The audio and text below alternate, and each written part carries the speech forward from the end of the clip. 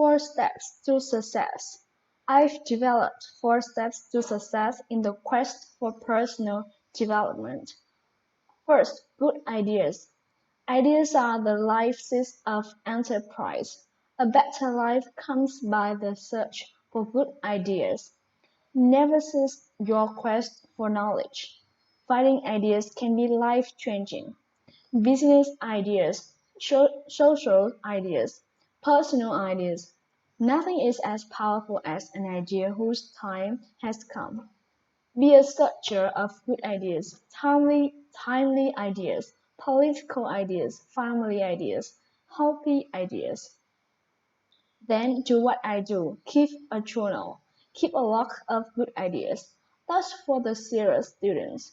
I used to take notes on pieces of paper and found out I couldn't go through them, couldn't catalog them, and I missed a lot of good stuff.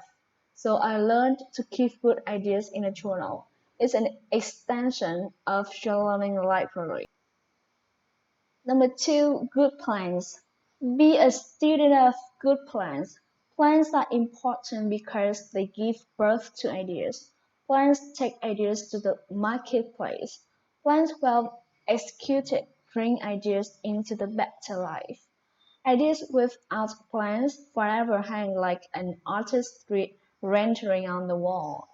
They never become reality. They never become substance. So be a student of good plans. Develop good disciplined plans. Riches do not come by crossing your fingers and walking through the day hopping. Riches and wealth come from well-laid plans. Number 3, the passing of time. All of us have to learn to handle time. It's one of the challenges of life. Learning to wait. Part of success is patience. The passing of time. It takes time to build a career. It takes time to make changes. It takes time to learn, grow, change, develop, and produce. It takes time to refine philosophy and activity. So give yourself time to learn, time to start some momentum, time to finally achieve.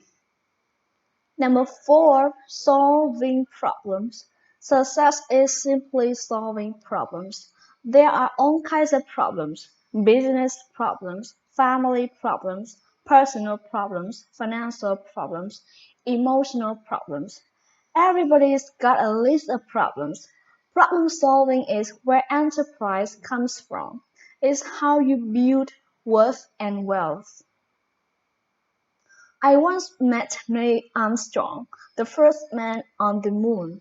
He put it fairly simply. He said going to the moon and back was merely a matter of solving problems. Problem 1, how to get there. Problem 2, how to get back. That's simple, right? He said make sure you don't leave until you've solved both problems. Well put. Sure, some things are complicated, but if you take it one piece at a time, solve the problems, put it back together, you can't believe the enterprise you can build, the life you can build, the skills you can build. Take it a piece at a time, master it, and then put it back together to solve it. Put it on paper. Learn to solve problems on paper. You've got to commit some of your thoughts to paper. If you just do out of your head all the time, it's too easy to make errors.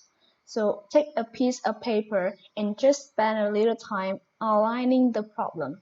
Instead of just thinking about it, take what's in your head, put it on paper and work it out. It helps you to focus. It helps you to zero in. Now, when you state the problem to the best of your ability, you just add this one question. Is that all of it? You say, well, we're not to dwell on problems. No, we're not to dwell on them and or live in them. But at least you have got to state them because you can't solve them until you clearly define them. 3 simple questions. The answer to solving problems falls into 3 simple questions. Number one, what can I do? What can I do to solve the problem? What can I do? This is when you start developing what we call working papers. You say, well, here's potential answer number one. That's an answer. Potential answer number two is a possibility. And number three, that's the possibility.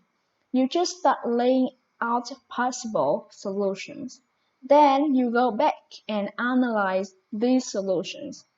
Number three, you've already come to the conclusion it could take too long. Okay, number two, too big a question mark. Number one is probably it. Your first inclination was right. Study that a little more and see if that's it. Number two, what can I read? The first step to solving problems is to write them down. The second step is to develop working papers on possible solutions. If that doesn't do it, here is the second question to ask. What can I read?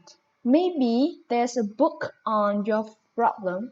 Somebody may have spent a lifetime trying to figure out this problem.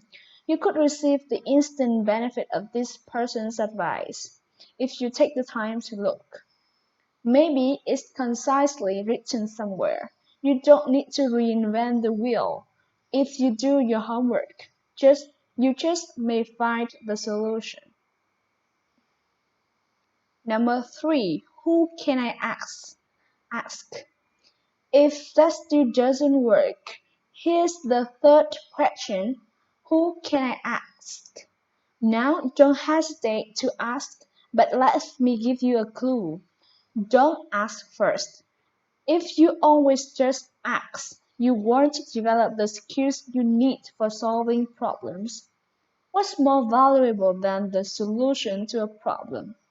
The skills of solving problems. The answer to a problem is temporary, while problem-solving skills are permanent. So it's not just answers we need, it's skills we need. But if you've tried your best to figure it out yourself and you're still falling short, have your notes ready when you ask for help. You can't believe how willing people will be to help if they know you are willing to help yourself.